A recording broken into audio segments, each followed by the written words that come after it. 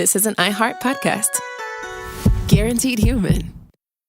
Support for the show comes from Public, the investing platform for those who take it seriously. On Public, you can build a multi-asset portfolio of stocks, bonds, options, crypto, and now generated assets, which allow you to turn any idea into an investable index with AI. It all starts with your prompt. From renewable energy companies with high free cash flow to semiconductor suppliers growing revenue over 20% year over year, you can literally type any prompt and put the AI to work. It screens thousands of stocks, builds a one-of-a-kind index, and lets you backtest it against the S&P 500. Then you can invest in a few clicks. Generated assets are like ETFs with infinite possibilities, completely customizable and based on your thesis, not someone else's. Go to public.com/podcast and earn an uncapped 1% bonus when you transfer your portfolio. That's public.com/podcast. Paid for by Public Investing. Brokerage services by Open to the Public Investing Inc. Member FINRA and SIPC. Advisory services by Public Advisors LLC, SEC registered advisor. Generated assets is an interactive analysis tool. Output is for informational purposes only and is not an investment recommendation or advice. Complete disclosures available at public.com/disclosures. Time for a sofa upgrade? Introducing Anabe Sofas, where designer style meets budget-friendly prices. Anabe brings you the ultimate in furniture innovation with a modular design that allows you to rearrange your space effortlessly. Perfect for both small and large spaces, Anabe is the only machine-washable sofa inside and out. Say goodbye to stains and messes with liquid and stain-resistant fabrics that make cleaning easy. Liquids simply slide right off. Designed for custom comfort, our high-resilience foam lets you choose between a sink-in feel or a supportive memory foam blend. Plus, our pet-friendly, stain-resistant fabrics ensure your sofa stays beautiful for years. Don't compromise quality for price. Visit washablesofas.com to upgrade your living space today. Sofas start at just $699 with no risk returns and a 30-day money-back guarantee. Get up to 60% off plus free shipping and free returns. Shop now at washablesofas.com. Offers are subject to change and certain restrictions may apply. Pro drivers live for race day, but for small business owners, every day is race day. That's why going pro with Lenovo Pro matters. One-on-one advice, IT solutions, and customized hardware powered by Intel Core Ultra processors keep your business on the right track. Business goes pro with Lenovo Pro. Sign up for free at lenovo.com/pro. Lenovo. You're listening to a podcast, so you're doing something else too, like maybe scrolling home listings on Redfin, saving places you like without thinking you'll get them, because that's what house hunting has become. But Redfin isn't built for endless browsing. It's built to help you find and own a home. Redfin agents close twice as many deals as other agents, which means when you find a place you love, you've got a real shot at getting it. Redfin helps turn saved listings into real addresses. Get started at redfin.com. Own the dream. It's this. What's happening now is the podcast that this is. I'm Robert Evans. Another introduction in the bag. How'd we do, Sophie? Are we solid? Is that one gonna? That was a 3 out of 10. Are we gonna win a potty? A pot. I wish that's what it was called. Yeah, that's the imaginary podcast award I invented. I'm Robert Evans. This is Behind the Bastards, a terrible podcast about terrible people that's made incompetently by me. I hope everybody's doing all right. Our guest today is Alison Stevenson. Alison is a writer, a comedian, and creator of the Audible original Like Mother. Alison, how are you doing today? I'm doing not so bad. Not so bad is excellent in 2020 terms. Yeah. That's it literally pretty much is the best. Yeah, as good as you can be doing. Yeah. Alison, how do you feel about Germans? You know, let's just say this. I am a Jew. So let me be more to the point. How do you feel about the existence of the German state? No, I mean, I've been dying to go to Berlin. It's a great town. Great town. I've heard good had some things. rough patches a while ago. Yeah. Some sort of wall or something. Yeah. Yeah. We're going to be talking today about a lot of stuff. The guy that we're chatting about is a fellow named Alfred Krupp. Does the name Krupp mean anything to you? I don't know. I don't think so. Does it? Yeah. Without Krupp, there's no Germany. Like no German state ever comes into existence without Alfred Krupp. and also no World War I, and also probably no World War II, and also maybe no international arms trade today. He's that guy. He's that kind of dude. Yeah, he's a fascinating character. And today we're going to chat about him, but we're going to start by talking about something that happened on October 1st, 2017, when a submarine built in Germany by the Krupp shipyard in Kiel, North Germany, set sail for Egypt. It was the fourth submarine the Egyptian government had ordered from Krupp since the start of the Arab Spring, and its total cost was 1.4 billion euros.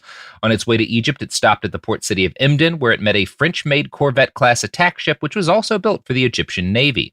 Now, the hundreds of millions of euros in profit that these boats represented came from the taxes and natural wealth that, on paper, ought to belong to the people of Egypt.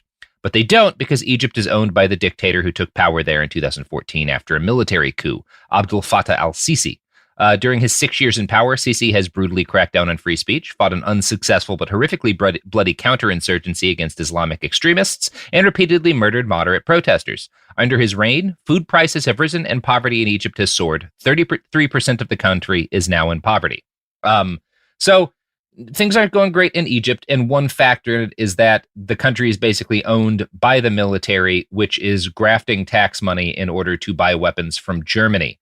And of course, a significant amount of the money that's paid to Krupp winds up in the pockets of al-Sisi and of his buddies, because that's just the way that military appropriations work in the global south.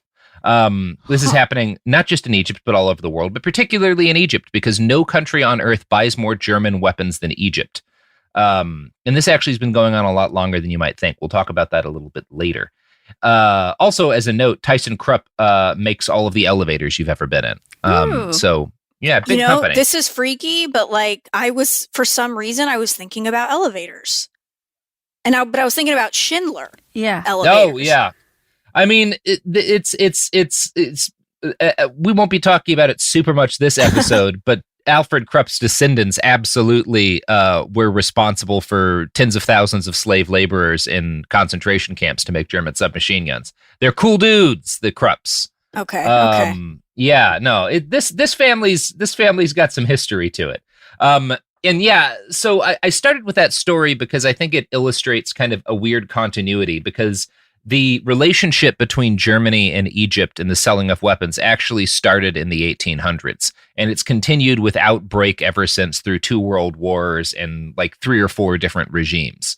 And it's kind of a mark of how, even though, you've got guys like the Kaiser, guys like Hitler, the leaders at the top change, the people actually making the weapons and in a lot of ways driving the conflicts don't change.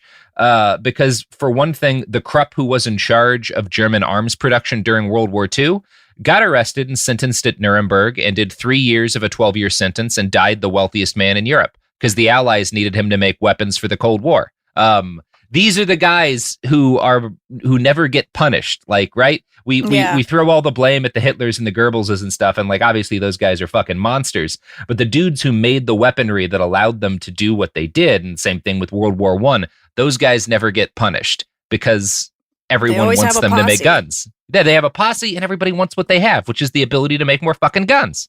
It's good shit. Yeah, it's great. Yeah, I was great. That's exactly how I would describe that. Yeah, it fucking rules.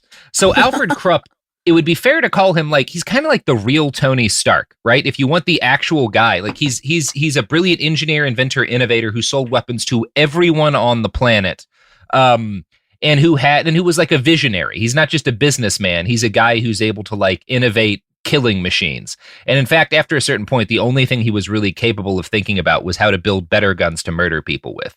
That's basically all this man ever did. Yeah, he's got some musky quality to him.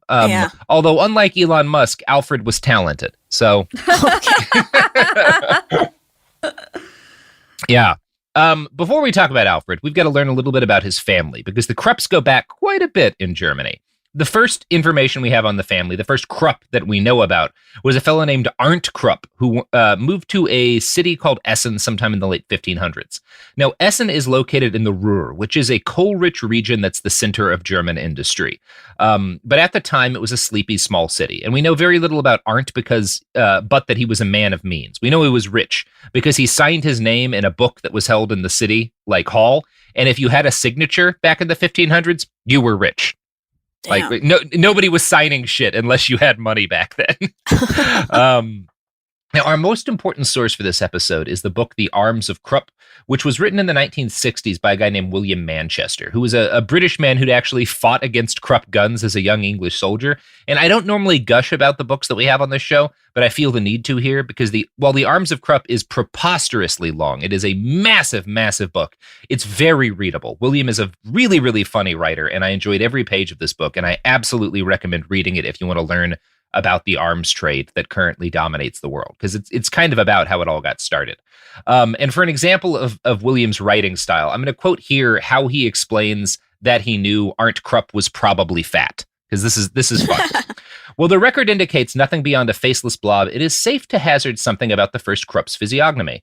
First, almost certainly, he lacked the gauntness of later Krupps. Arndt was a 16th century German merchant, and we know quite a lot about the customs of that class. They were above all dedicated gluttons. Girth was proof of prosperity. The man who could out-eat his neighbors was admired everywhere. One performer devoured 30 eggs, a pound of cheese, and a large quantity of bread in a single sitting. He then fell dead and became a national hero.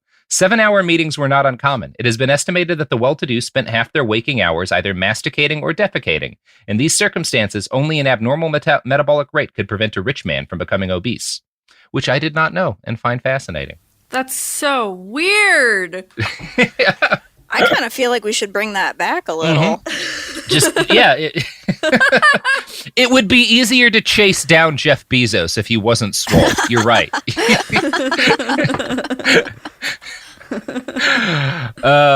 I just find that amazing that, like, becoming a national hero back then was like, yeah, he ate himself to death. What a guy. Died a hero. I hope my kids grow up to eat themselves to death one day. So what little we do know for sure about Arndt suggests that he embodied what would come to be one of the key Krupp family characteristics, the ability to profit from tragedy. 12 years or so after he moved to Essen, the bubonic plague struck, and about half the town died. Corpses were piled up with no one to bury them, whole neighborhoods became graveyards, all the good plague shit. You know the good plague shit. Yeah, We're there now. Yeah. Classic. This is extra meaningful for us. Yeah. Classic plague. So while other men sold their property and drank themselves to death before the plague could get them, Arndt bet that he would live through the plague, and he bought up their abandoned property. So all these guys are like, we're all going to die. Let's sell our homes and buy liquor. And Arndt's like, yeah, I'll buy your fucking houses. I don't think I'm going to die. And that's how the Krupp family first ends up super rich, because they buy up all of these people's property when the plague hits. It's always property. It's always land's the only thing that's valuable. Oh my God. I say ignoring the real estate collapse that happened like 10 years ago. Yeah. I just like the first Superman movie. Anyway, we don't know much about the Krupps who immediately followed Arndt, other than that they survived the 30 Years' War of 1618 to 1648 with their wealth and property intact. This would not have been easy. The area Essen was in was invaded by Danes, Swedes, Spaniards, Bohemians, and worst of all, the French. And about 2/3 of the population of Germany died during that war. So, again, and also, there's no Germany during this. Like, I'm saying Germany because people roughly know the geographic area. Germany doesn't exist at this point. Like, it's a bunch of warring kingdoms. Like, you've got the Prussians and the Austrians and the fucking... And Bohemians. Oh, filthy Bohemians, yeah. All these different people. They're always shooting each other too, and they're getting shot by everybody else. And they're kind of, one of the things that's interesting about the Germans in this period is that they're like famously polite and humble because they get their asses kicked so much, which is a reputation that changes because of the things that we're about to talk about in this episode. Because, yeah, like I think I know, but yeah, they stopped being humble after a while. Yeah. So the Krupp family basically, despite all of this disaster, they managed to expand their land holdings and expand their wealth. And that suggests that they all kind of inherited Arndt's trait of profiting from disaster. We know that one of Arndt's sons was a fellow named Anton Krupp, who is the first member of the family we have decent documentary information on. We know, for example, that at one point he received a significant municipal fine for, quote, beating Dr. Hasselman in the street, which I think rules. He just got into a fist fight with a doctor. Yeah. I think he got like a bad diagnosis or something. Yeah, I mean, doctors then weren't really doctors. They were drug dealers. Yeah. Which only about half of doctors are now today. Little So penicillin pushers. they didn't have penicillin back then. It was not yet. it was just opium and scotch. Yeah. Oh, even better. And mercury. A lot of mercury. They were like the original 7-Eleven. Yeah. Well, they were the original guy in front of the 7-Eleven who has a really bulgy coat. So in 1612, Anton married a guy who was at the time one of Essen's most prominent gunsmiths, and Anton got into the gun-making business. He was selling about 1,000 barrels per year during the 30 Years' War, and he was described in a town council meeting as our highly honored patriot lord. Now, the Krupps didn't get straight into the arms business from there, and in fact, after Anton, they stopped for decades. The family made most of its money because they owned a large store and they collected rent from properties, and this was enough to make sure that the family's wealth grew every year. In the mid-1600s, a Krupp named Matthias bought fields east of the town wall that would become the site of the Krupp gunworks that later armed Germany through 2 world wars. By the late 1600s, one writer described the family as the uncrowned kings of Essen. When Matthias died in 1673, the town left his position, the office of town clerk, unfilled until his oldest son was old enough to take the job. So that's how big a deal this family is in the late 1600s. Now, Krupp fortunes waned throughout the 1700s as frivolous family members and bad luck whittled them down from the family that owned the town to just another kind of rich family who weren't as rich as they used to be. They bought a large steel foundry at one point, but they sold it in the early 1800s, and this leads us to Friedrich Krupp. In short, Friedrich was ambitious, but either dumb or unlucky. He liked to spend money, and he had no real talent for making more of it. In 1810, he inherited the modern equivalent of $1 million. Friedrich had other siblings, but the Krupp family tradition was for the oldest son to get everything. And this is how the family succeeded in holding on to all of their wealth and influence over the years. But it put them at a disadvantage when a real dummy happened to fall out of a Krupp lady's womb first. And that's what happened with Friedrich. Yeah. His first decision was to scrap the business, like the store that his ancestors had made all of their money with, and instead invest in an exciting new venture, cast steel. Now, at the time, people are real shitty at making metal, okay? So, like, metal's hard, right? Like, you've got bronze, which is pretty easy to make and kind of durable, but it sucks when it comes to making cannons. Like, if you're trying to blow things up through bronze, you can only shoot things that are, like, projectiles so large, it can only handle so much powder without exploding. So I'm going to take your word for it. Yeah, it's just not a great thing to make cannons out of. It was the only thing that they could do it. Yeah. So, like, at the time, steel had existed for a while, and in fact, some people will suggest, like, the Spartans, everybody talks about how they were, like, famously good warriors. There's actually a school of thought among historians that suggests, like, they weren't any better at fighting than anyone else, but the nature of the iron that was in there, that was, like, in near Sparta, was very easy to kind of accidentally turn into steel, and steel is 1,000 times better than any kind of, like, ancient metal, than bronze or than just straight iron. It's just much more durable. And so the Spartans had steel blades, and that's why, like, they were famous, just because they had better technology. And that's kind of what everyone was looking for in the Napoleonic era, right? Like, no one's good at metal yet. People have started to figure out how to make steel, but they haven't gotten good at it. And cast steel is like modern steel. It's like the shit that you can make skyscrapers with. It's the shit that you can make battleship cannons with. It's like kind of the necessary precursor to the modern world. You can't have the modern world without quality steel. And people had started to figure it out. Particularly the British had kind of started to figure out how to reliably make modern steel, which again is cast steel. When I talk about cast steel, that's what I'm talking about. But no one was very good at it, and Friedrich Krupp becomes obsessed with making cast steel. He thinks that's how he's going to revive the family fortunes. And I'm going to quote now from a passage in the Arms of Krupp.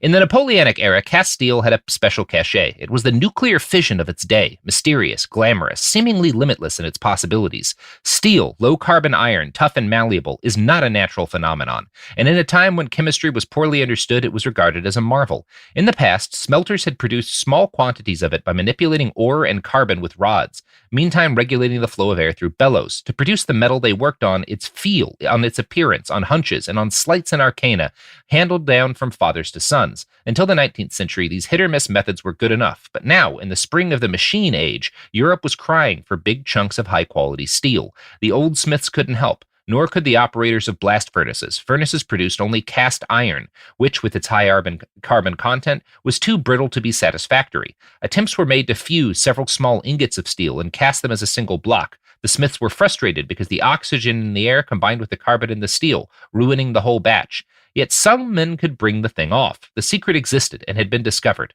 To the great annoyance of Napoleon, the discoverers were Englishmen. Not only had the British cornered cast steel, they held their monopoly of it for 70 years. So the British figure out cast steel, and no one on the continent has it. And this is one of Britain's main military advantages, is they have good steel. And Napoleon wants it, because he's still fucking around with brass cannons, which are trash. And so, Napoleon is at this point fucking Napoleon. He's the emperor. And Germany is just like a bunch of little warring states. So everyone kind of is looking to Napoleon, even the people outside of his borders. Young Friedrich Krupp became obsessed with the idea of figuring out how to cast steel for himself and his people.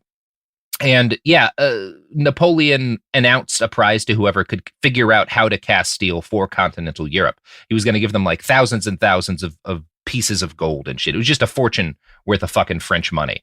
And so in 1811, Friedrich Krupp founded the Cast Steel Works with the ambition of like winning the prize that Napoleon had set out. Now, this was an ambitious goal because Friedrich had no idea what he was doing. He grew increasingly obsessed with trying to puzzle out the secrets of cast steel and burnt through his entire inheritance to buy property and equipment while at the same time neglecting the store that had brought his family most of their wealth. His eyes were always on the prize the emperor had promised, and he began making loud public boasts about how he'd basically already figured out how to make cast steel. In December of 1811, he declared his loyalty to the Emperor of France. This was bad timing, since it was at the precise moment that Friedrich declared his fealty to France that the emperor lost his entire army in Russia.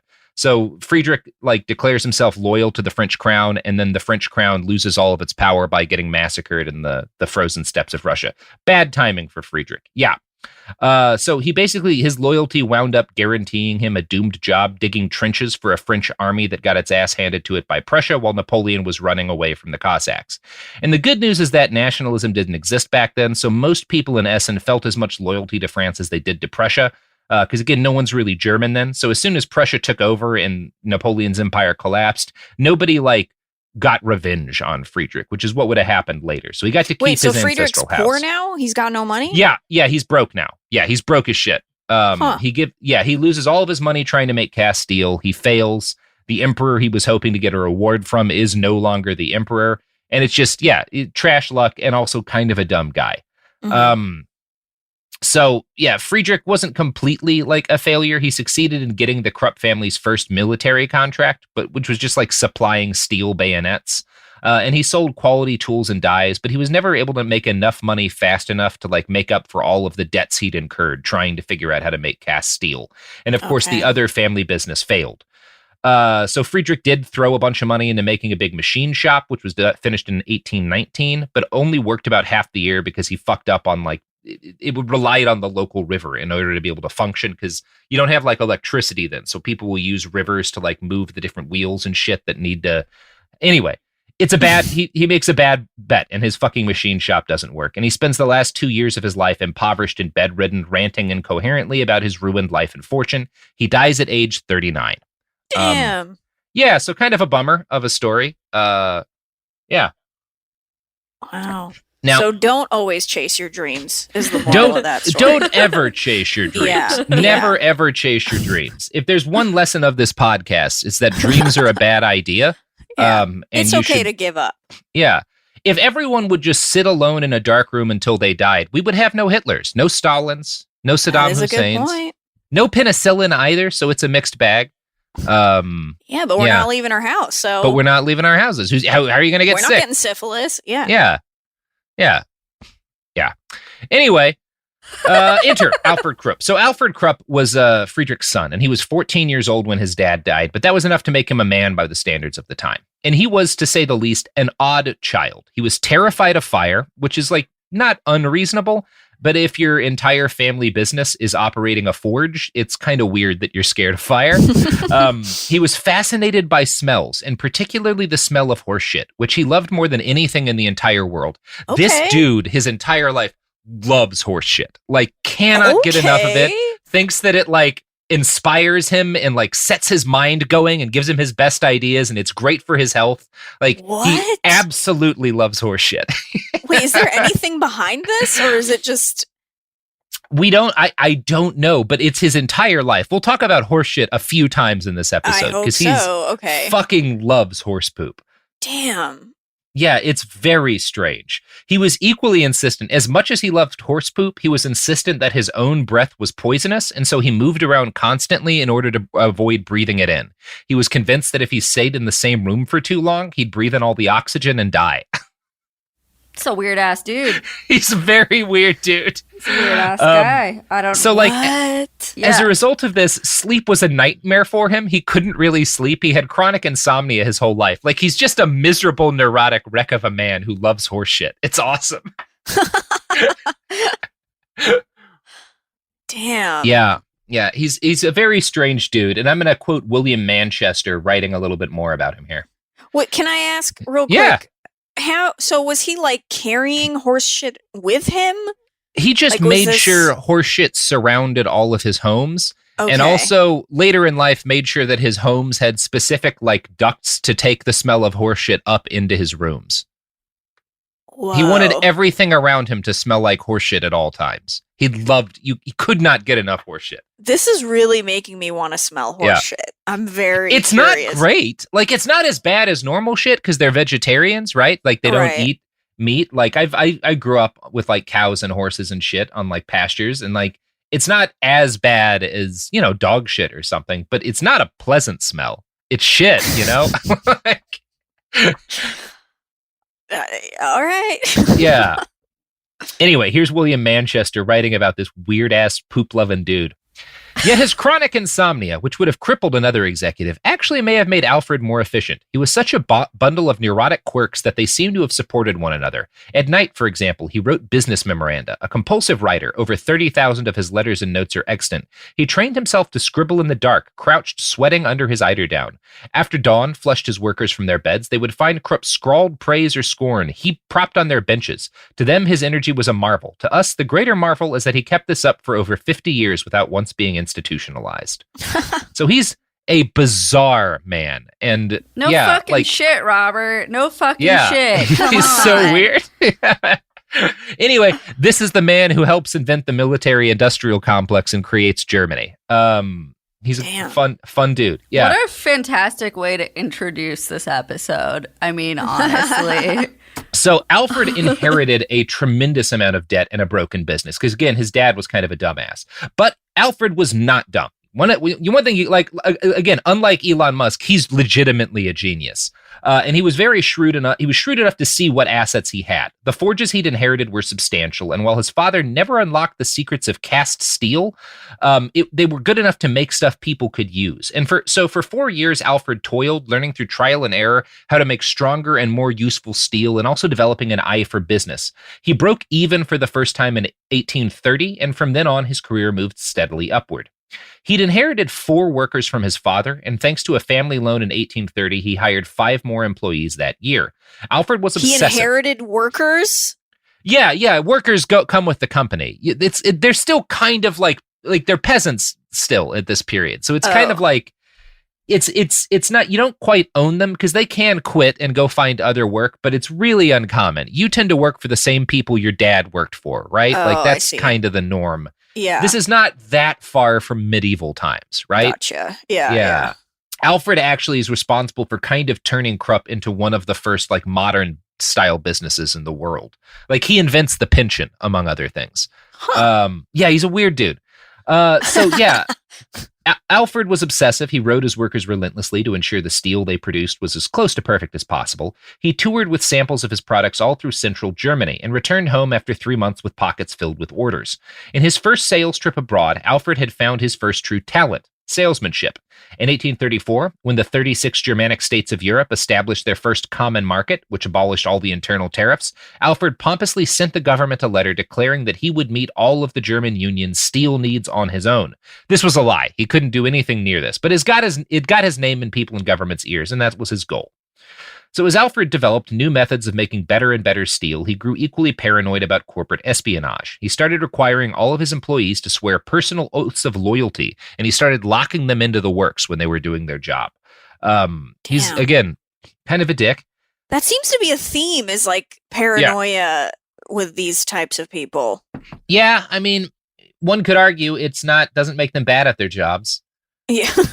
Yeah, so he hired a bunch more people. He brought in his close relatives to help him manage the growing plant. And in 1838, he felt comfortable enough to leave on his first international sales trip to France and England.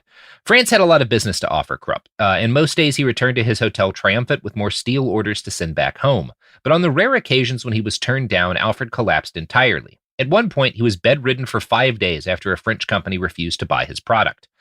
So, yeah, he's neurotic again. On the whole, the trip was a success, but when he left France for England, his goal was not to make more sales. Because, see, English steel was still the best in the game. Alfred was kind of verging on cast steel, but he wasn't as good or consistent as what the English could make. And England was the most industrialized nation in Europe at this point. Krupp had nothing that they wanted, so he couldn't sell anything to them. But he wasn't there to sell. He was there to engage in corporate espionage. And thankfully for the English steel industry, he was terrible at it. His first plan was to enter England on a fake passport with a name that he thought, based on nothing sounded English. Alfred Krupp, C-R-U-P, instead of K-R-U-P-P. Like, he thought that would make him pass. He bought a pair of spurs, which English gentlemen wore in those days, and he teamed up with another Germanic merchant with the idea of that they would pretend to be British people looking to learn the secrets of fine steel production. Wouldn't some sort of accent give them away? Well, the other thing that would give them away is that neither of them spoke English. It wasn't even that they had an accent. They only spoke German. Alfred had memorized a couple of pleasantries from a phrase book, but he could not talk to people. He'd figured that the dozen words he knew and his fake name would let him pretend to be an Englishman who just spent time on the continent for a while, and it did not work. Everyone who met him immediately realized he was German, but they did not care either. Like, they weren't scared that he would spy on them. And he was so bad at espionage that some of the English steelmakers he met even figured out that he was Alfred Krupp without saying a word, and they still gave him tours of their factories, because they're like, he's not going to figure it out by just walking around the factory floor. Yeah. And he didn't. He was terrible at spying on people. He stayed there for 5 months and he learned nothing. And he also sold nothing. Damn. And it didn't matter anyway, because before much longer, Krupp figured out how to make cast steel of their own. And once he was home, he set to work figuring out how to take advantage of the fact that now he made pretty much the best steel outside of England. And the obvious answer was the armaments industry. On his way home from England, Alfred had developed a dream of making a new steel cannon, and this was very controversial at the time. At this point in Europe, all cannons were bronze, and for complex metallurgical reasons I don't understand, bronze cannons, number one, were only really short-range cannons. Like the big guns that you had in World War I that could bombard cities from miles away, you couldn't make those out of bronze. They had to be steel because they would explode under the pressures that those big guns did, and bronze cannons couldn't be breech-loading cannons. This is an important but kind of like, I don't know, nuanced gun difference. So barrel loading cannons work the way they sound, right? You jam a bunch of powder into the barrel, then you shove a cannonball in there and you light it from behind and it shoots the cannonball out, right? That's the cannons you see in all the pirate movies and stuff. Yeah, totally. Yeah. A breech loading cannon loads the way that like a double-barreled shotgun does today, where you put the round in at the back of the gun. This has a bunch of advantages. It makes it fire a lot faster. It allows for more advanced kind of gunnery. It allows for like shells that are, instead of just like a cannonball, it allows for explosive shells to be fired. It's kind of, in order to have a modern artillery, you have to have a breech loading gun. People had been dreaming about them for a while. Leonardo da Vinci had sketched breech-loading guns, and people had tried to make them for centuries, but they'd always exploded and killed the people manning them. So folks had just figured it's impossible to do. Yeah. So Krupp has a dream that he can make this like a steel cannon that will allow him to do all this fun kind of cannon stuff that he wants. And what a dream. What a way to envision your future. Yeah, I mean, it makes sense at the time. I'm going to get this gun right. Yeah, I'm going to make the best gun anybody's ever made so that Europeans can kill each other better. Like that's this guy's whole entire life. And yeah, it was you couldn't really have, like, because brass cannons were the only cannons that existed, you couldn't really have big guns. Even Napoleon was a famous artilleryman, but his guns actually were pretty tiny compared to like what we now consider modern artillery to be. Well, they were big. They were big compared to him. Yeah, they were big compared to him. That's very funny. Actually, you know, oh my that's God, thank kind you of a so sign much. that he's... No, go ahead, Alison. I would think it people means tried he's to pretty do confident in his masculinity. Yeah, I mean, he had reason to be. He did almost beat all of Europe in several wars. Robert, yeah. you know what? You know who didn't beat Europe in several wars? It's time for an ad break, and that's my really bad. Are we transitions. not sponsored by the Emperor Napoleon? No. He is not sponsoring this episode. Unfortunately, he's no longer with us.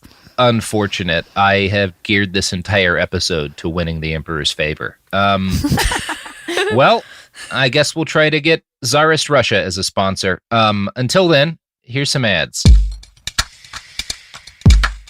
Support for the show comes from Public, the investing platform for those who take it seriously. On Public, you can build a multi-asset portfolio of stocks, bonds, options, crypto, and now generated assets, which allow you to turn any idea into an investable index with AI. It all starts with your prompt. From renewable energy companies with high free cash flow to semiconductor suppliers growing revenue over 20% year over year, you can literally type any prompt and put the AI to work. It screens thousands of stocks, builds a one-of-a-kind index, and lets you backtest it against the S&P 500. Then you can invest in a few clicks. Generated assets are like ETFs with infinite possibilities, completely customizable and based on your thesis, not someone else's. Go to public.com/podcast and earn an uncapped 1% bonus when you transfer your portfolio. That's public.com/podcast. Paid for by Public Investing. Brokerage services by Open to the Public Investing Inc. Member FINRA and SIPC. Advisory services by Public Advisors LLC, SEC registered advisor. Generated assets is an interactive analysis tool. Output is for informational purposes only and is not an investment recommendation or advice. Complete disclosures available at public.com/disclosures.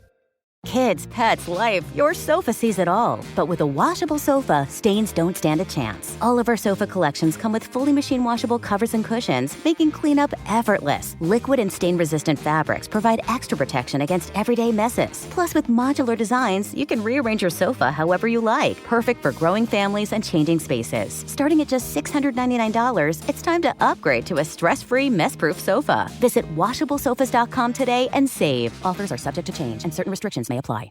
There's no championship league for small business owners, but if there was, you'd be at the top of the standings. Because going pro with Lenovo Pro means you've got the winning formation. One-on-one advice, IT solutions, and customized hardware powered by Intel Core Ultra processors help you stay ahead of the competition. Business goes pro with Lenovo Pro. Sign up for free at lenovo.com/pro. Lenovo. Hey, this is U.S. Olympic gold medalist Tara Davis Woodhull. And I'm U.S. Paralympic gold medalist Hunter Woodhull. As athletes, our lives are about having a clear path. And a team that you can absolutely trust. So when it came to getting the best mortgage, we chose PennyMac. PennyMac is proud to be the official mortgage provider of Team USA and you. Learn more at pennymac.com. PennyMac Loan Services, LLC, Equal Housing Lender, NMLS ID 35953. Licensed by the Department of Financial Protection and Innovation under the California Residential Mortgage Lending Act. Conditions and restrictions may apply. We're back, and I'm being informed that some tragedy seems to have befallen the Romanov dynasty. So I don't think we're going to be getting a sponsorship from the Tsar either, and that is a real bummer. I'm so sorry you're just learning this. I'm hearing good things about this Lenin character, though, so we might be able to. I think he might like ads a lot. Seems like a real products and services kind of dude. That's so funny. We'll figure it out. So, bronze cannons are kind of the standard in Europe at the time, and this dream of like the fact that that Alfred Krupp wants to make steel guns is not just like it's not just seen as it's not seen as like a revolutionary thing. It's seen as madness because people had tried to make steel cannons and wrought iron cannons, and they'd always been disasters. And in fact, in 1844, the United States had built a 12-inch wrought iron smoothbore cannon for the USS Princeton. And on the ship's gala voyage, they tried to fire it, and it exploded, killing the Secretary of the State and Secretary of Navy. Wow. So people aren't just like, this won't work. People are like, it's reckless to even try to make these guns. You fucking idiot. And another reason why people are obsessed with bronze cannon at the time is that Napoleon had been beaten by Wellington with bronze cannons, right? Like Wellington, like bronze guns had beaten Napoleon 40-something years ago. And people are like, why would we need to change? If it was good enough to fight Napoleon, it's good enough for anything we could possibly use it as. And it's kind of worth noting here that at this point, it's been decades since Napoleon's defeat, more than a generation, and artillery had not changed at all. Like, if you could imagine if we were still using the exact same weaponry that like we'd used in Vietnam or Korea, that's kind of the situation Europe is in 1850, because things just didn't advance as quickly back then. So it's seen as kind of odd. In 1850, Krupp and his workers put together a 3-pound cannon for an exhibition in London. And these exhibitions were like the arms trade shows of the day. There were places where all of the rich industrialists and scientists would come and bring all of their latest innovations and achievements and stuff. This is like this is the Industrial Revolution, the birth of the Steel Age. So people are figuring out new shit every year. And like every year, they'll gather in a new city to show off the cool shit that they've invented. And most of it's like a violent science fair. Yeah, it's not all guns. A lot of it is like agriculture. People are showing off plows and shit. But the guns, and Krupp is kind of the first person to realize that, most of the products there are like tractors and plows and light bulbs. The thing that people boring shit that feeds people. Yeah, guns are what people care about. Journalists don't write about the boring shit. They write about the guns. Everybody thinks the guns are neat. So he'd built this cannon a little bit earlier, this first steel cannon, and nobody wanted to buy it. But he figured, maybe if I take it to this exhibition, because people just fucking love weapons, that will build up enough buzz that I can start selling some of this shit. Now, he brought more than just a cannon. To show off his company's new capabilities, he's had his workers slather together what was then the largest bar of cast steel ever produced. It weighed thousands and thousands of pounds. So he brought this giant lump of metal and a cannon to this show. And his enormous steel ingot actually won the expedition, because that was for years in the 1850s, every one of these exhibitions, the product that would win would be an increasingly large lumps of metal, because people would just be like, look at how much metal I can make. Now I can make more metal. And most of this is because railroads are the big thing at the time, right? So making a 10,000 pound piece of steel, you're saying I could make a fucking railroad for your ass real goddamn quick. That's the whole deal, Wow. Yeah, it's a weird time. So he wins the exhibition because of his steel ingot, and the judges completely ignore his steel cannon. And Alfred was frustrated at first, because again, his cannon had been ignored by all the people he'd wanted to buy it too. But journalists were drawn to the gun. And at first, the press piled on about what a bad idea a steel cannon would be. The London Observer wrote, "The brittleness of steel is so great that we doubt whether it would resist any successive charges of powder." But press within the London News and the Daily News had to admit that the cannon was almost hypnotizingly beautiful. One reporter regretted that Krupp hadn't shown devices for, quote, grinding corn or surgical instruments or something more appropriate to this peaceful age and to the exhibition than a modern field piece. I mean, did he test it out? Yeah. They fired it and stuff. Oh, okay. Yeah. I mean, people just kind of doubted that it would continue working and stuff. But again, most of them came around because they just thought it was so beautiful. And there's this one British journalist who writes that it's kind of fucked up that we're trying to do this show about the advance of technology, and you don't come here with new farming implements or new surgical tools, but you bring a giant gun. But that guy was actually kind of the one who misjudged what people wanted at the time, because the United States section of the fair, to show you how different things were, the US, all we brought was a massive plow. No, we brought farming equipment. Yeah, farming equipment, a bunch of paintings of farms and shit. And everyone ignored it. Everyone ignored it in favor of the big German gun. And that taught Alfred a lesson, which is that people don't give a shit if you make stuff that will improve their lives. They like killing machines. Damn. Yeah, it's good. True. It's good. Yeah, it's absolutely. I don't buy a bunch of old cannons, or a bunch of old, I don't buy a bunch of old farming implements. I buy antique German handguns. It's weird. It's what people do. Huh? If I could afford it. Yeah, they're beautiful. And fucking plows are lame for nerds. Where am I going to put a Nerds plow who wanna in my eat. apartment? Yeah. I'm going to put a plow in my apartment. What are you talking about?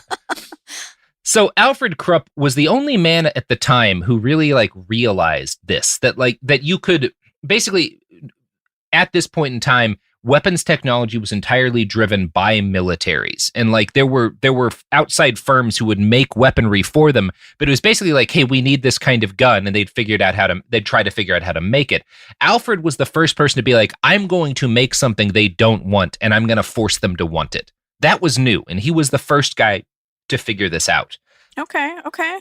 It was slow going at first. Generals and admirals and secretaries of war are inherently conservative men, and change frightened them. They wanted to stick with what had worked before, and brass cannons had worked before. It was almost impossible to get a new weapon system going. But journalists love new shiny things, and they love weapons, and so did their readers. And basically, Krupp figured out that he could stoke a nation's demand for guns by playing to the fact that people are drawn to guns kind of inherently. And he took a lot of advantage of that. People suck. Yeah, they're not great. It's kind of a bummer, but it works very well for him. Although it is a bit of a slow burn. So at the time, advertising was not really a thing that existed in its modern concept. There were ads, but the ad industry did not exist. And so, yeah, Krupp knew that these exhibitions, even if no one bought his product, bringing it there could still be a success because it would generate interest, and that would generate buzz, and that would eventually lead to sales. Now, by this point in the 1850s, Krupp had become a fairly large and successful steel company. He had thousands of employees by this point, and what they made their money on was making cast steel axles and springs for trains and train tires, what are called train tires, which is basically the rolling wheels on trains. He could make the best steel to make trains possible. All of the early train tracks in the United States are made with Krupp steel. Oh. Yeah, that's how he gets rich. They're not making any money off of guns at this point. They're making guns, but nobody's fucking buying them. Governments want trains and shit, and that's what they're making their profit off of. And so Alfred's commitment to weaponry was kind of weird. And his new, he gets increasingly obsessed with it. And for whatever reason, his kind of growing obsession with guns comes at the same time that his mom dies, and he finds himself single. See, now it's sounding very Oedipal, some phallic, some penis thing going on. I don't know, because he's a weird guy when it comes to his relationships with women. You could just stop with weird guy. Horse shit yeah, guy? The horse shit guy. The horse shit guy Robert, is weird with ladies. Yeah. He's that's why he's come on. Yeah. His mom was basically his wife. Not that he had sex with her or anything, but his mom cooked his food and kept his house clean and made his bed, and he had no desire for a wife while he had his mom. Because he wanted a mommy wife. That was his priority, was having another woman. mom. Dude would hate 2020 then. Yeah, he wouldn't have been wild about it. He met the love of his life after riding into town from a long work trip and spotting her in the audience at a play. Her name was Bertha, and she was less than half his age and not at all interested in him. But he was in love with her, and he was rich, and that was all that mattered to the people who got to make decisions on whether or not Bertha got married. She could barely stand Alfred, and it's kind of hard to blame her. The man was frightened to stand near his own breath, and he loved the smell of horseshit. It was kind of a hard sell, falling in love with Alfred Krupp. His opening pickup, yeah, definitely quirky. His opening pickup line to her was, "Where I supposed I had nothing but a piece of cast steel, I had a heart." Which I guess is kind of sweet. Huh. Yeah. It's not a terrible opening line for the age. Wouldn't get me going, but... No, but it was a different time. Yeah. I mean, it didn't work on her, to be fair. P.S. I'm rich. Yeah. Is probably what he followed that up with. Yeah. Yeah. Now, William Manchester notes, quote, "Given Alfred's temperament, domestic happiness was impossible. No one could live with such a man. He could barely stand himself. The match was doomed, and all that remained was to define the exact nature of the distress." Yeah, it's not a good relationship. But oddly enough, Bertha was the cold one in the couple. Whatever else you can say about Alfred, he was absolutely in love with his wife, and he would spend his life obsessed with Bertha. Now, it was a love that knew nothing about her and was absolutely uninterested in actually understanding her needs in order to please her. Because again, he was kind of incapable of understanding other people in any way, shape, or form. But he was madly in love with her, and she kind of despised him. It's a bummer. Huh. That sounds like the perfect relationship to me. Yeah. That's like the kind of guy I'm looking for. Yes. I don't think that you are.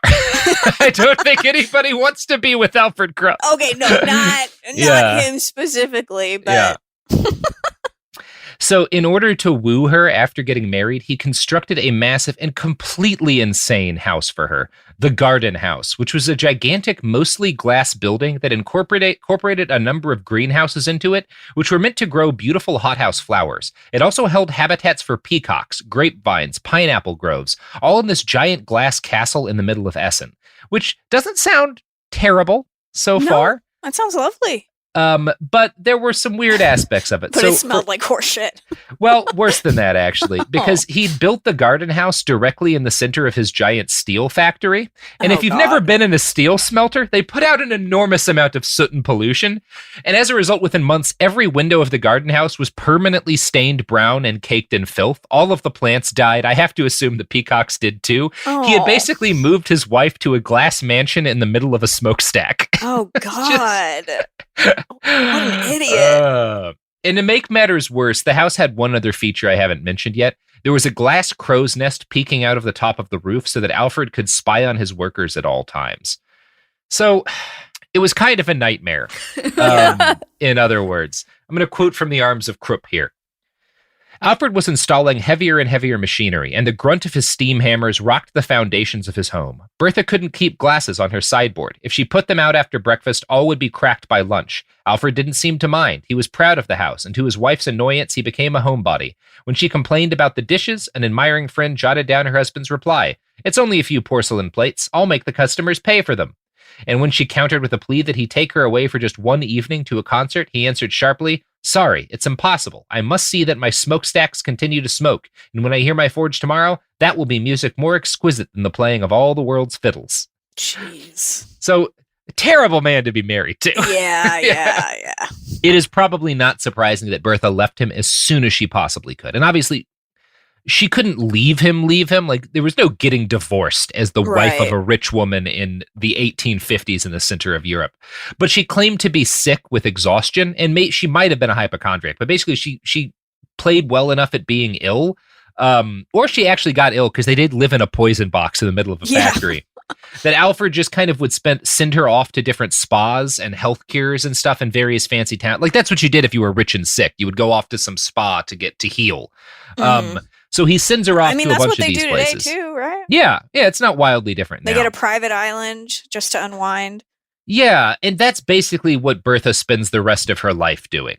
She's almost never home, only for like appearances' sake. Every now and then Alfred will visit her, but it's incredibly awkward, and she clearly doesn't want him there. And it's fair enough. Horse shit. Yeah, it's not unfair on her part, but it is very sad because Alfred never stopped being in love with her.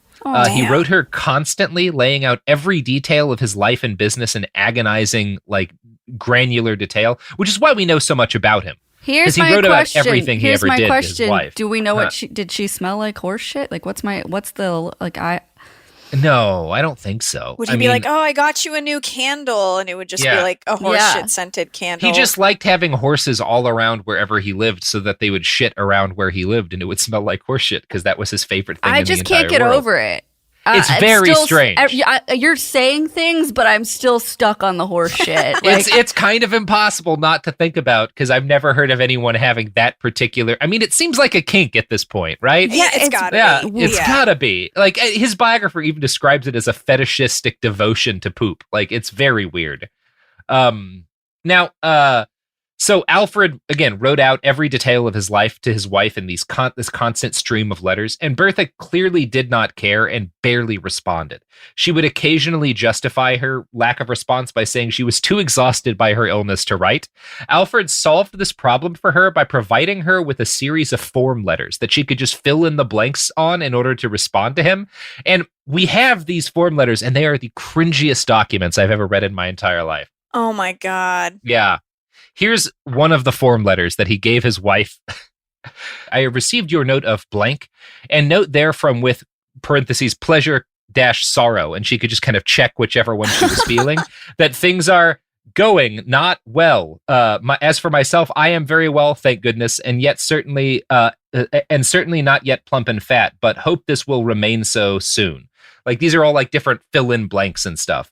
And then it continues for like, since my last letter, I've been for a drive regularly every day through the delightful Tiergarten and go twice a day for 1 hour walking there in the most charmful company, which a king would give millions to see. And again, this was not what she'd actually done. This is what Alfred had written out for her to send back to him, because this is what he assumed she was doing every day. He was kind of trying to direct her life by having this letter in the hopes that she would do exactly what he'd written in the letter if she was going to be sending the letter back to him. Oh my It's God. very strange. It's very strange. Yeah. The letter ended with, I am longing to be back with my dear husband and hope above all else that he will be pleased with me. Oh, he wrote that? Yeah, he wrote that for her. Oh. And then he ended it with, only do not write me too often. That embarrasses me because I cannot reply. Yours as ever, Bertha. Damn. That is one of the saddest things I've ever read. Oh, man. Yeah, that's pathetic. It's really a bummer. Robert, you know what isn't one of the saddest things you've ever read? The products and services that support this podcast? Why, yes, that is correct, sir. Yes. Yeah, they are fully devoted to their husbands, which happen also to be Alfred Krupp. But thankfully, he's been dead for decades. So, more than a century, really. Products!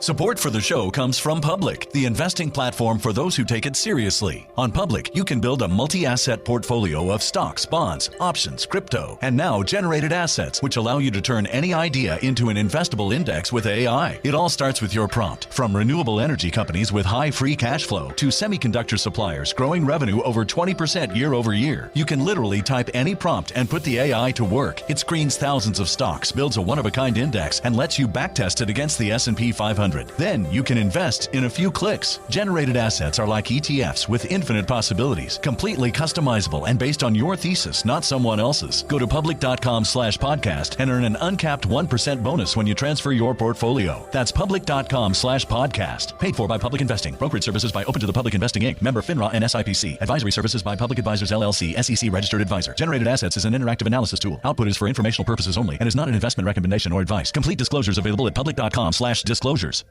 Kids, pets, life, your sofa sees it all. But with a washable sofa, stains don't stand a chance. All of our sofa collections come with fully machine washable covers and cushions, making cleanup effortless. Liquid and stain-resistant fabrics provide extra protection against everyday messes. Plus, with modular designs, you can rearrange your sofa however you like. Perfect for growing families and changing spaces. Starting at just $699, it's time to upgrade to a stress-free, mess-proof sofa. Visit washablesofas.com today and save. Offers are subject to change and certain restrictions may apply. There's no championship league for small business owners, but if there was, you'd be at the top of the standings. Because going pro with Lenovo Pro means you've got the winning formation. One-on-one advice, IT solutions, and customized hardware powered by Intel Core Ultra processors help you stay ahead of the competition.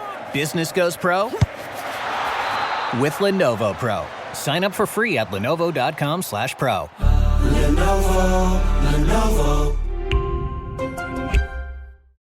Hey, this is U.S. Olympic gold medalist Tara Davis Woodhull. And I'm U.S. Paralympic gold medalist Hunter Woodhull. As athletes, our lives are about having a clear path. And a team that you can absolutely trust. So when it came to getting the best mortgage, we chose PennyMac. PennyMac is proud to be the official mortgage provider of Team USA and you. Learn more at pennymac.com. PennyMac Loan Services, LLC, Equal Housing Lender, NMLS ID 35953. Licensed by the Department of Financial Protection and Innovation under the California Residential Mortgage Lending Act. Conditions and restrictions may apply. All right, we're back. Okay, so Alfred's cannon business at this point was going no better than his marriage. By 1852, he still had not received a single contract for his new artillery. And so Alfred experimented with another revolutionary advertising tactic, the free sample.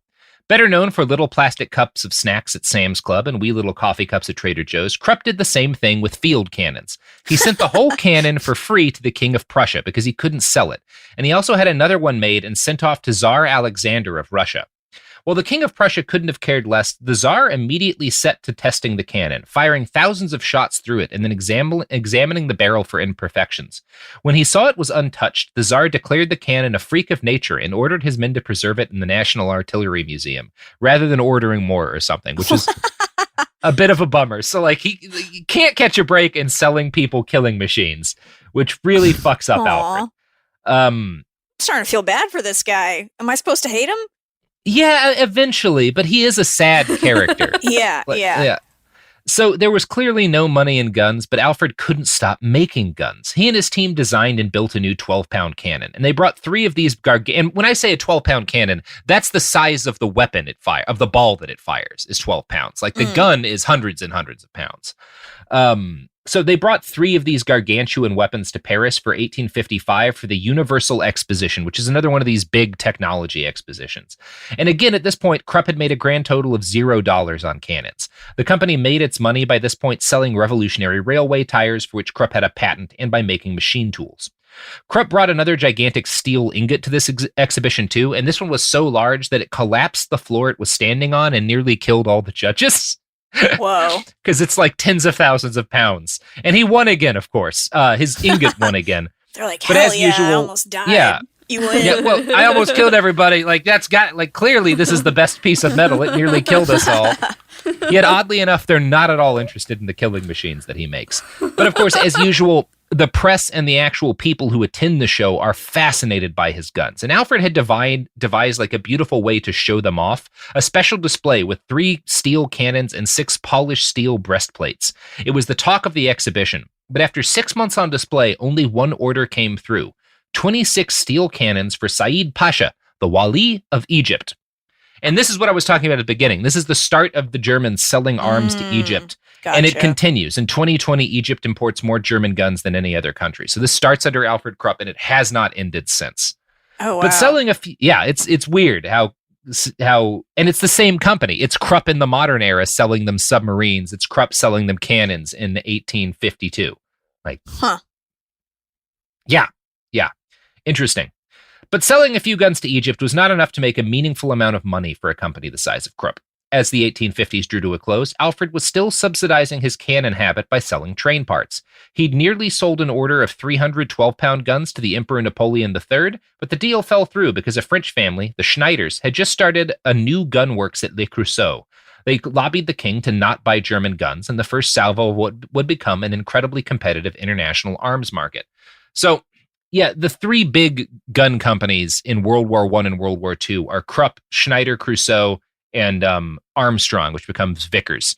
And like that's all cut. Like Krupp is the first of them. Schneider forms next, and we're about to get to Armstrong. But like these are the companies whose arms race is why we have World War I, because they're all selling guns to each other. And like the thing that makes World War I happen more than almost anything else is there's a provocation. The Archduke gets shot.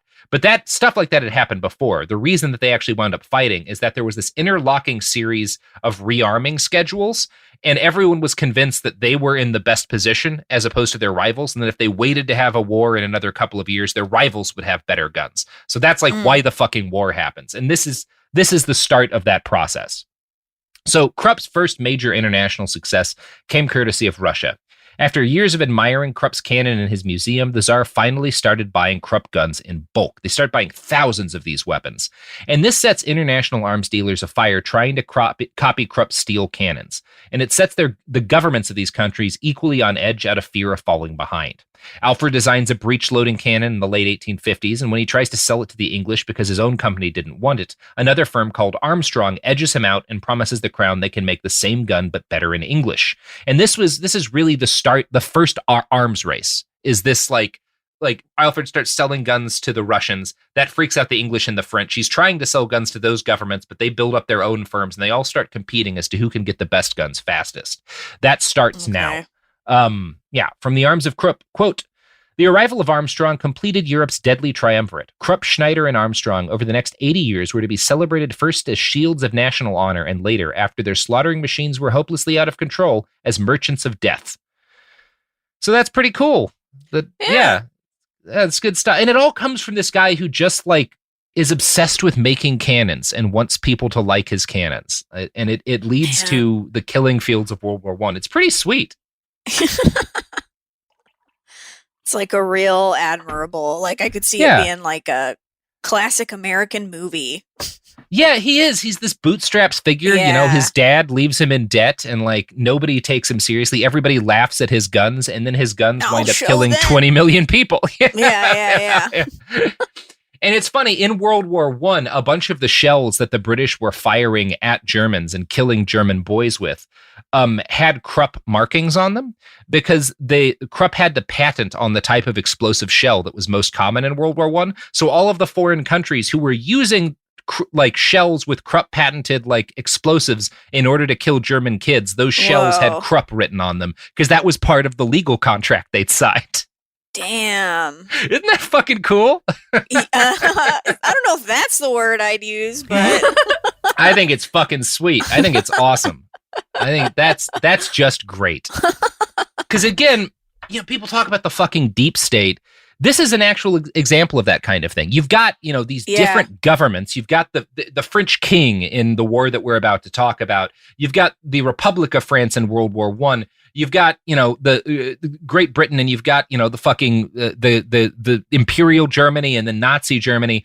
But behind it all are the same arms companies run by the same families that are to this day, in a lot of cases, still selling guns to people. Jesus. It's awesome. It fucking rules. It's so good. Again, not the word I would use for it, but yeah. By 1862, Krupp was at kind of almost the apex of his power. His dominance of London's 1862 Grand Exhibition was absolute. Past fairs had taught him that the mob doted on weapons, and he played to the gallery. An artist from the Illustrated London News sketched a group of objects exhibited by Mr. Krupp of Essen, Prussia, and the sketch bristles with objects of murder. One journalist did find a pair of railroad wheels, which had been run nearly 74,000 miles without having been again put into the lathe.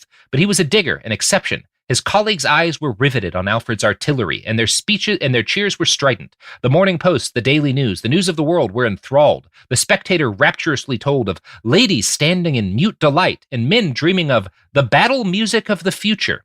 Even the Times saluted the almost military discipline which prevails in Krupp's steelworks at Essen and concluded, "We congratulate Krupp on the preeminent position which he occupies." And of course, just like, oh man, I can't wait for this to kill me. They didn't, it's weird that they didn't really, a lot of them didn't seem to be thinking about the fact that like their grandchildren would be murdered by the tens of thousands by the descendants of these machines. And it does say a lot about human nature that like Krupp also invents railroad wheels, which can go for tens of thousands of miles without having to be repaired. Like a revolutionary development that makes international trade possible, that makes it that crisscrosses continents, that like makes so many wonderful things possible. But nobody cares about that because Krupp brought guns. And like all these women are just like, it doesn't go boom. Yeah. Men dreaming of the battle music of the future, which is actually the death sounds of their grandchildren. Like there were babies born during this that would die to the descendants of these guns. It's awesome. It says so many good things about people. Yeah. Soon Krupp was selling arms all around the world. Prussia started buying his guns finally after he gave some to he gave it, like he couldn't sell a big cannon he brought to this exhibition, so he gives it to the King of Prussia, and that convinces the King of Prussia to buy his guns. Again, it's a good tactic. Austria puts in orders his guns. Russia buys more steel cannons, which inspires Turkey to start buying steel cannons. It had taken over a decade, but through a mix of savvy advertising and ingenious design, Alfred Krupp had succeeded in creating demand for his inventions. A local Berlin newspaper reported on one particularly large cannon deal with Russia by giving Alfred the nickname by which he would come to be known in history, the Cannon King. Wow. I'm going to call him the Horseshit King. He loves himself some horseshit. He does. So that's the end of part one. How you feeling, Allison? I mean, shit. I mean, horseshit. A lot. Horseshit. I'm not. I can't get over it, you guys. I don't know if I can be on part two. Yeah, it's very strange. There's more good horseshit stuff in part two. Oh, I'll stay then. Yeah, no. Lots more horseshit to come. Oh, yay. So, how we doing? How we feeling, Allison? Feel fine. Good. Yeah. Are you feeling Learning, optimistic listening. about human nature? No. But I think that's the point, right? Yeah, no, you're supposed to feel bad. I'm going to go feel bad about the nature of humanity while I cradle my 1910 Mauser and enjoy, the same thing that all of those people in 1862. Hey, Robert, can I have a cannon for a present, please? I will do my very best to find you a cannon, Sophie. There you go. Oh Not one of those shitty brass ones either. Yeah, it's got to be steel. I want the good shit, guys. The non-horse shit version. That fucking Kruppstahl, baby. Allison, do you have any plugs to plug, by the way? I have the Audible original. Like Mother. Like Mother. It is nothing like what we've been talking about. It is a mother-daughter comedy starring me and Susie Essman. And we just argue a lot, and it's very Jewish and fun. So, if you guys want to check that out. No horse shit involved. There is no horse shit. Horse shit. A guarantee. Wait, now I'm like, is there? No, there isn't. Yeah, no horse shit. But tune in for part 2 of this episode, in which there will be a tremendous amount of horse shit. So, strap in, buckle up, and prepare for the manure-filled conclusion of the life of Alfred Krupp on Thursday.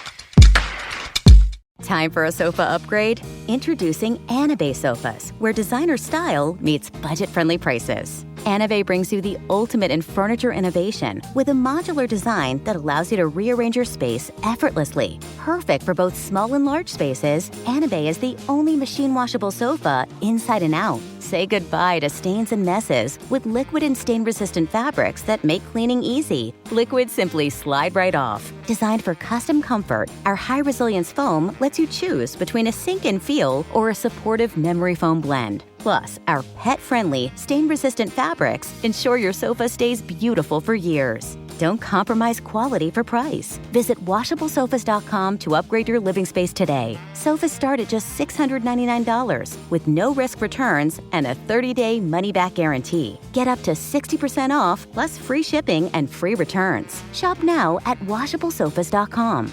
Offers are subject to change and certain restrictions may apply.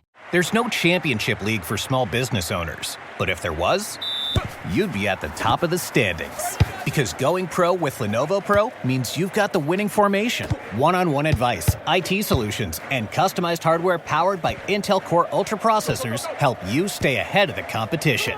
Business goes pro with Lenovo Pro. Sign up for free at lenovo.com/pro. Lenovo. There's a difference between liking a house and actually getting it. Redfin is built to make up that difference and close the gap between finding and owning the home for you. Redfin agents close twice as many deals as other agents. So when you find a home you love, you're not a step behind when it comes to making an offer. That means less watching great homes disappear and more focus on the one you'll call home. Redfin helps turn saved listings into real addresses. Get started at redfin.com. Own the dream.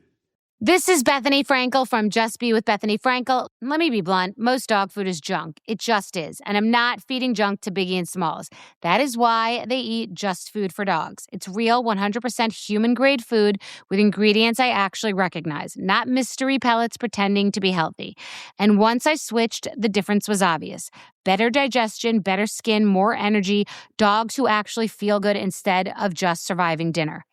Here's the thing. You care about quality. You make an intentional choice to be healthy.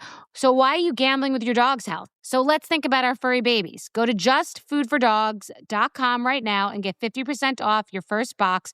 No code, just try it. Because once you see the difference, you're not going back. This is an iHeart podcast. Guaranteed human.